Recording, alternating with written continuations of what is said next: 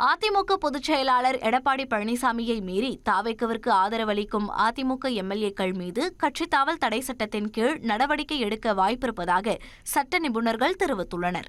கடந்த 2023ஆம் ஆண்டு சிவசேனா கட்சி தொடர்பான வழக்கில் தீர்ப்பளித்த உச்சநீதிமன்றம் அரசியல் கட்சித் தலைவர் மட்டுமே சட்டப்பேரவை குழு தலைவரையும் கொறடாவையும் நியமிக்கும் அதிகாரம் படைத்தவர் என குறிப்பிட்டுள்ளது.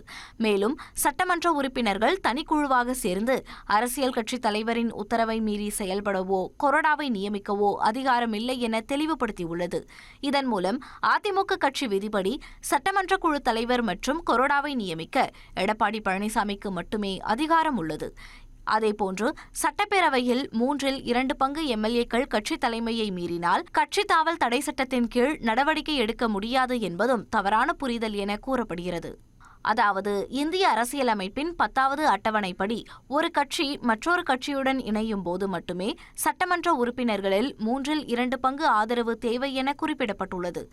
மேலும் அரசியல் கட்சி சட்டமன்ற கட்சி என தனித்தனியாக கிடையாது என்றும் 10வது அட்டவணையின் உட்பிரிவு 1B மற்றும் C-யில் தெளிவாக கூறப்பட்டுள்ளது. எனவே அதிமுகவை தாவேகவுடன் இணைத்தால் மட்டுமே 2/3 பங்கு எம்எல்ஏக்களின் ஆதரவு தேவை என்றும் தாவேகவிற்கு ஆதரவளித்தால் கட்சித் தாவல் தடை சட்டத்தின் கீழ் பதவி நீக்கத்திற்கே வழிவகுக்கும் எனவும் சட்ட வல்லுநர்கள் தெரிவித்துள்ளனர்.